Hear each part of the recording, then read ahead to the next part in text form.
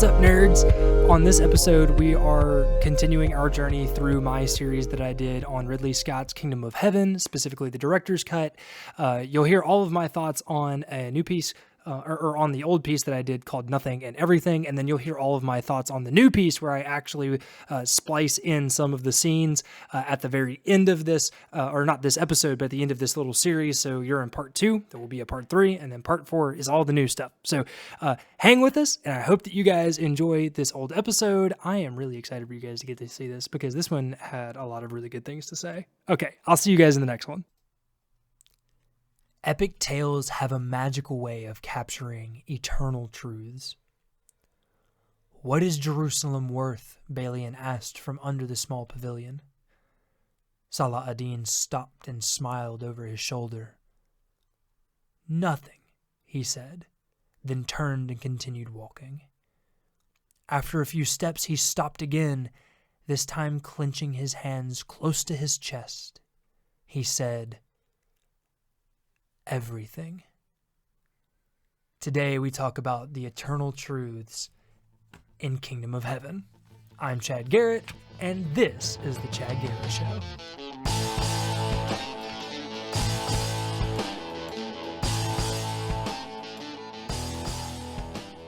I mean it whenever I say that literature, fiction, and sometimes history can capture eternal truths about who we are as a race, as a society, in ways that's hard to pinpoint without those amazing things. One of the great fiction writers of the modern day, by the name of Andrew Clavin, said that he sets out to tell the truth and to tell it beautifully. But anyone who writes fiction of any type knows that when we write, we're using lies to tell the truth, because typically none of the things that we write about have ever actually happened. The Kingdom of Heaven is a little bit different. Many of these things have happened, but it's, in some ways, through the lies that is written by William Monahan and the way that the art direction and the cinematography has been brought to us and brought to life by Ridley Scott, that we get to experience these amazing and eternal truths. Recurring themes like how free will, choice, willingness to take action make things matter. These things, that free will, that choice, that willingness to take action, it matters. Not just faith alone.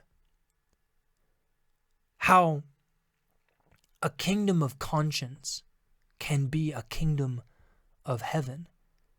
How conscience, in many ways, is heavenly. And this isn't a biblical thing. We'll talk more about that.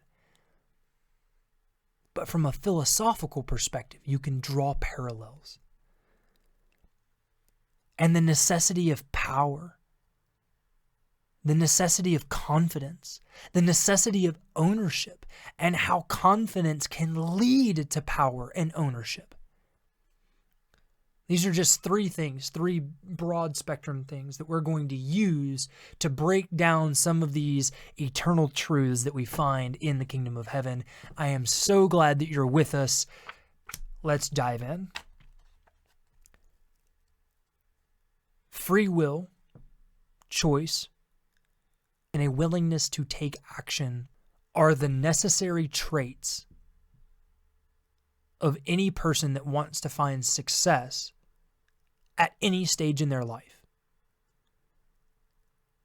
Kingdom of Heaven paints a beautiful picture of this in a few smaller monologues and things like that. They bring these patently Western values to light for us. The first one is from Godfrey. Godfrey has taken a fever. They are on the road to the port city of Messina, they will board a ship that will ferry them to Jerusalem. It is the same city that Godfrey dies in, and from where Balian sets sail for the kingdom of Jerusalem, the kingdom of heaven. And Balian goes to visit his ailing father, and this is what Godfrey has to say about the Middle East, about Jerusalem, the kingdom that they are traveling to. There, at the end of the world, you are not what you were born, but what you have it in yourself to be. Now, the historical Godfrey, the Barrison de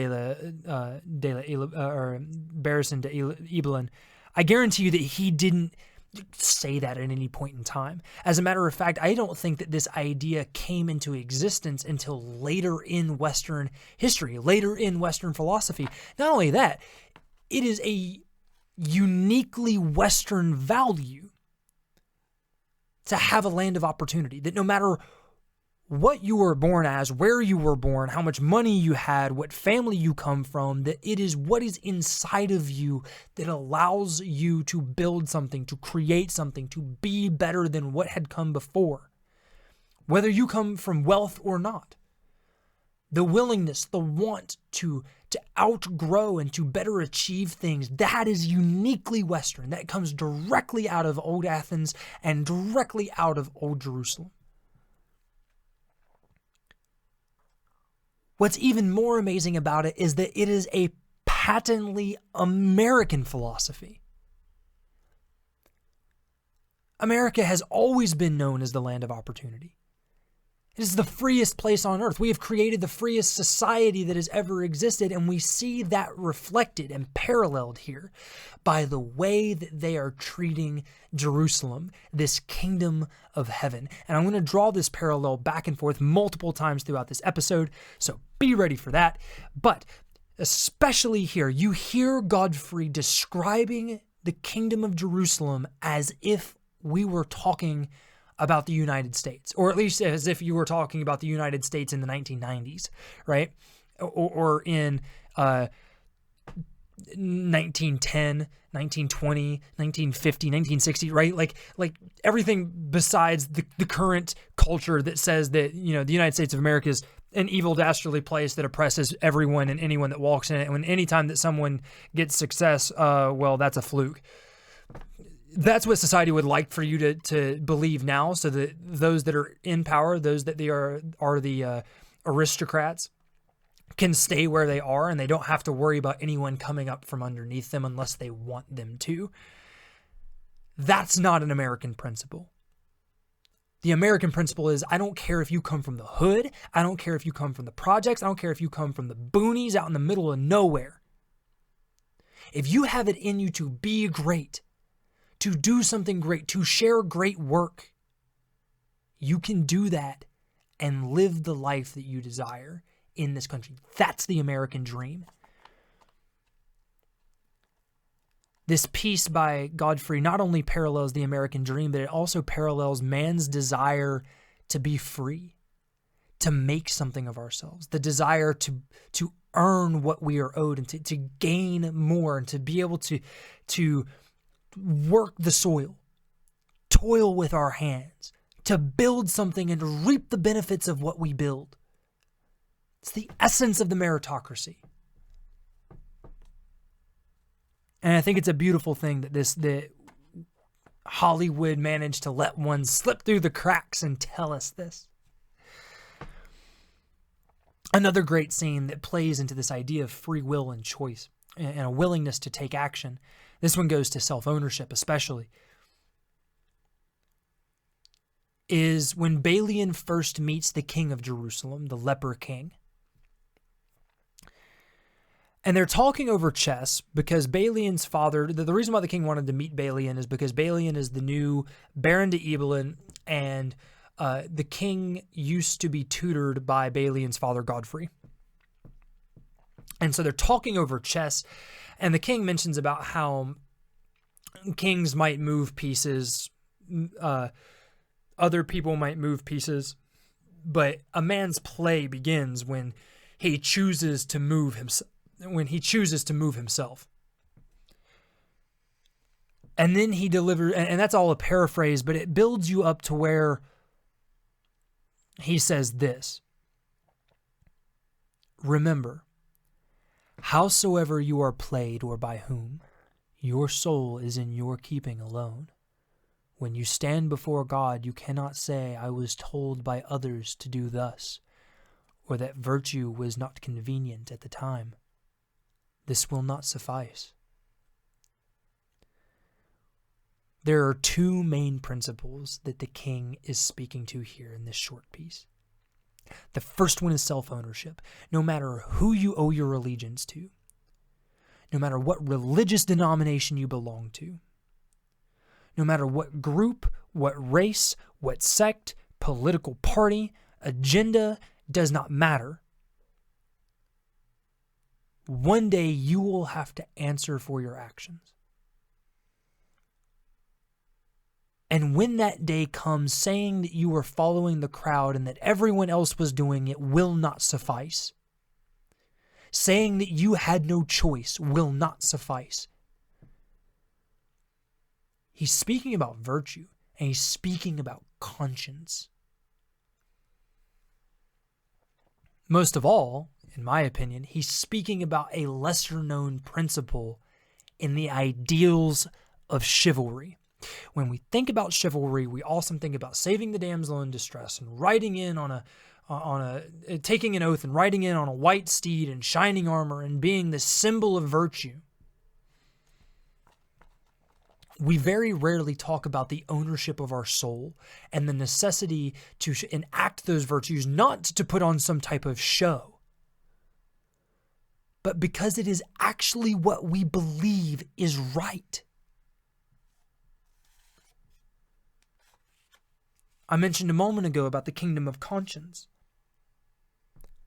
Many times in this movie we hear these different ideas being touted about how Jerusalem is a kingdom of conscience, a kingdom of heaven.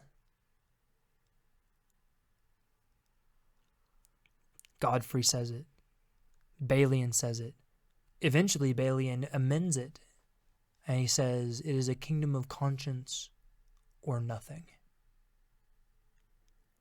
And what they are meaning to do here, when they speak of heaven, though they are meaning the biblical heaven, right? This is the Holy Land that we are fighting over. This takes place in Jerusalem after the First Crusade. It's also talking about how conscience is equivalent. It is equal to heaven. Living in a kingdom of conscience is the equivalent of living in a kingdom of heaven. And this isn't a biblical principle. This is a philosophical principle. This is a principle where if you think about what goes into conscience, true conscience, then you are able to draw these lines, and they run parallel to these ideas of a very common phrase we have today: heaven on earth. When you break down conscience, I can break it down into four main principles, 4 main points. These 4 points, if you hold them as a maxim, if you hold good things in these 4 points as your maxim, then you have a sound conscience. And by filtering your actions through this conscience, you can create a place like heaven, a heaven on earth, a kingdom of heaven. Those 4 things are morality, ethics, justice, and goodness. Your conscience needs to be moral. It must be ethical. It must be just, and it must be good.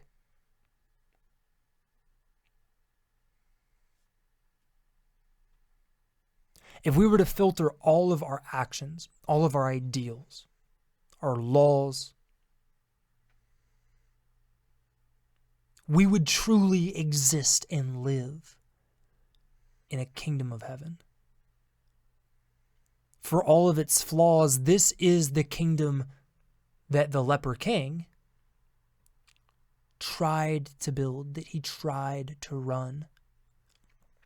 It is one that Godfrey de Ibelin had a very strong hand in helping to craft.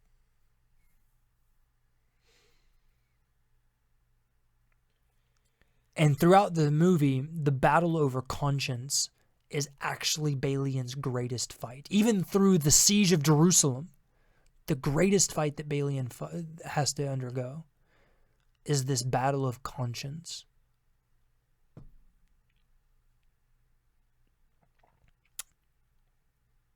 This idea of conscience is what leads Balian to tell Sibylla it is a kingdom of conscience or nothing.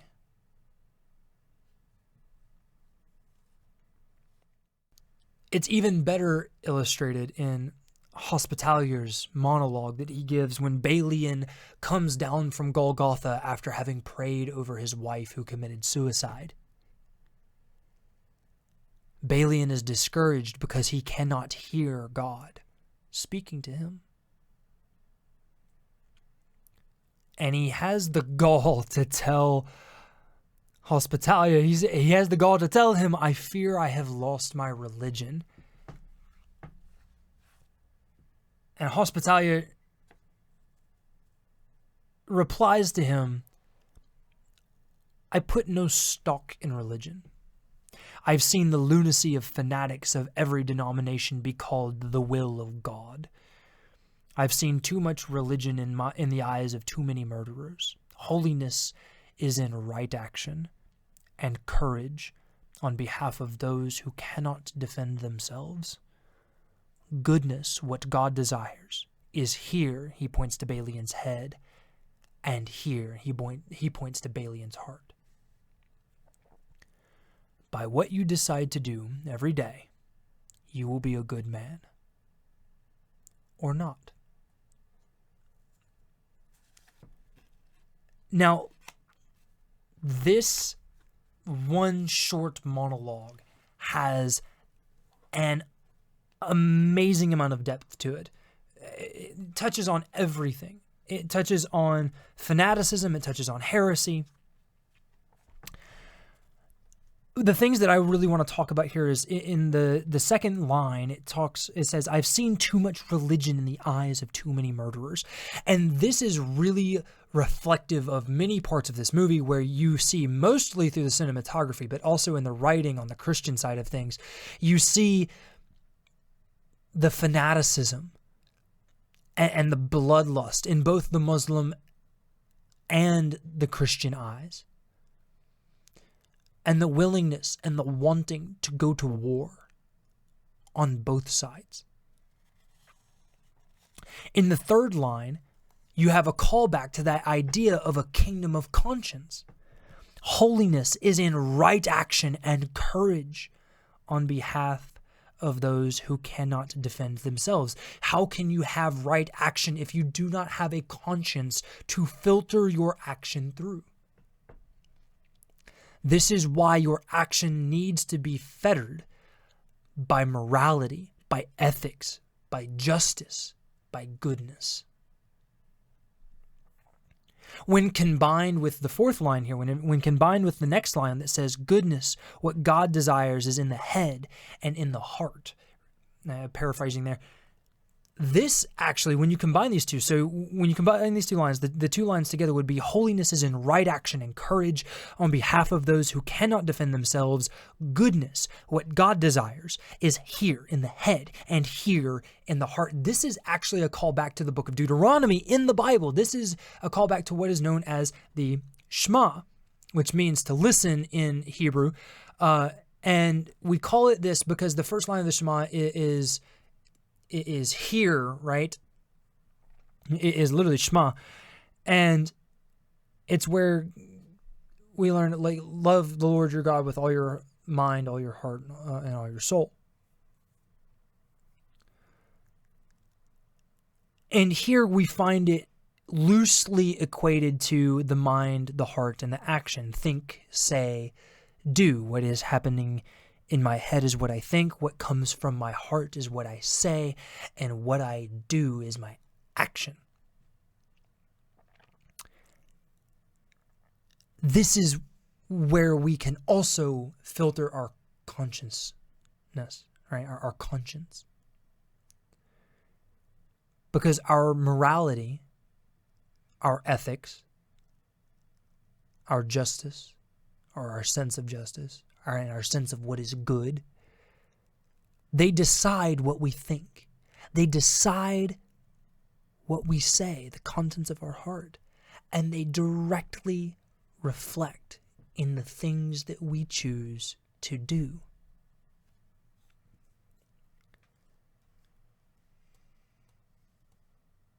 And the fifth line is arguably my favorite. By what you decide to do every day, you will be a good man. Or not. This harkens back to a principle that I've spoken of before many a time, and that is that the true battle of good and evil is not particularly by being attacked by Satan, although we won't get into the theological arguments of heaven and hell and demons and whatnot right now.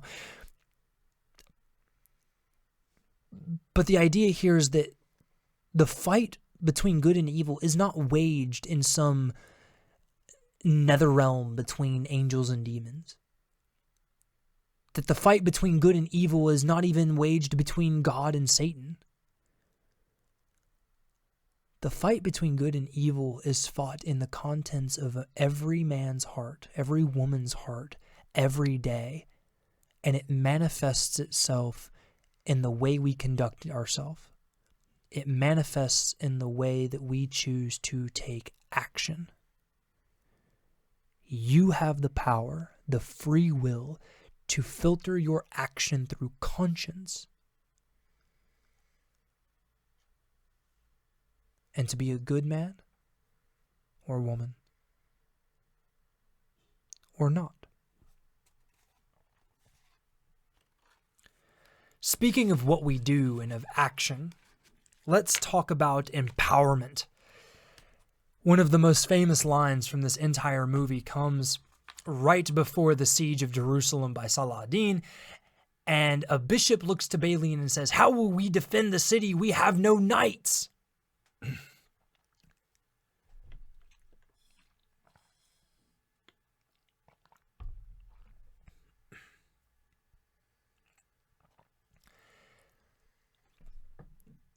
Balian, looking peeved, looks around and says, "Every man at arms or capable of bearing them, kneel." Kneel. He then administers the oath that his father gave to him when he became a knight.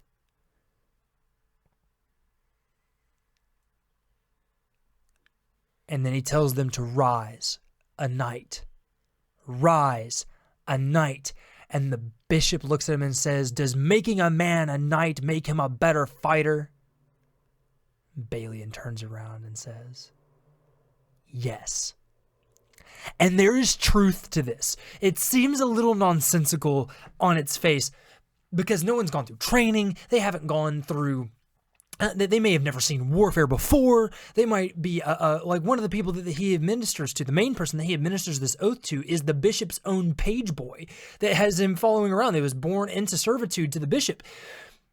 And yet there is a truth that taking pride, taking confidence, taking ownership, taking an oath, and having a higher purpose, having a reason to fight, does make you a better fighter because you are willing to fight harder. It doesn't matter if you have all of the best technique. That's one of the greatest things about this movie, is that it shows that, is there some strategy and talent to sword fighting? Absolutely. But most often, the one that wins is the one that is willing to fight harder. Not based off of pure talent, but it's the one with the confidence and the pride and the one that is fighting for a higher purpose. But it also matters what you're fighting for. And this goes back to the crux of what Saladin says to Balian when Balian surrenders to him the city. It's the scene that I read to you at the very beginning of this episode.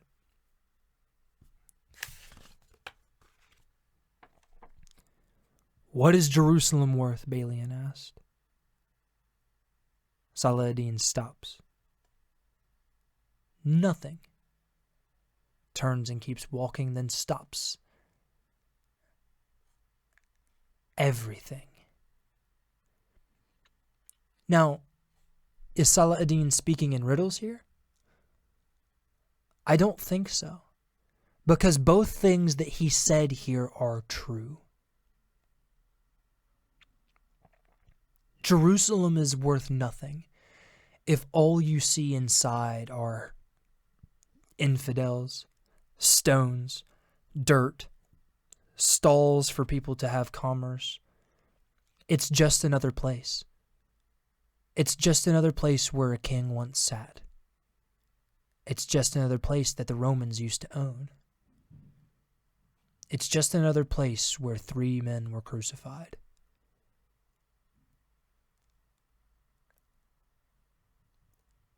It means nothing. But to those who see the history behind it, to those who can see the ancestry, they feel the spiritual significance of Jesus Christ or David or Solomon's temple or even Muhammad ascending. For anyone that is willing to see the value of the human life that exists within, regardless of religious denomination, then Jerusalem means everything. It's because Jerusalem means everything that Balian fought so hard to save the lives within. It is because of the history, because of the spiritual significance, because of the ancestry that Saladin spent so many lives trying to recapture it. Because sometimes the things worth fighting hardest over are things that mean nothing to others, but everything to us. I view the United States in the same way. To so many others, the USA is just another patch of soil, and it means nothing. And they're willing to destroy it because it means nothing. But to me, there's ancestry. There's history. There's a spiritual pride because there were revivals and so much good has been done and so much progress has been made to understanding things better in history, in life, in philosophy, even in Christianity and other religions as well. There's more freedom that has been given to us in this country than any other country. For more people than has ever been given in the history of the world. But if we do not live together with a conscience, if we do not make this place that we have been given, that has been handed down to us by our ancestors, if we do not make it a kingdom of conscience, it will be a kingdom of nothing. But through conscience, just like Jerusalem, anywhere can become a kingdom of heaven. I'm Chad Garrett, and this is The Chad Garrett Show.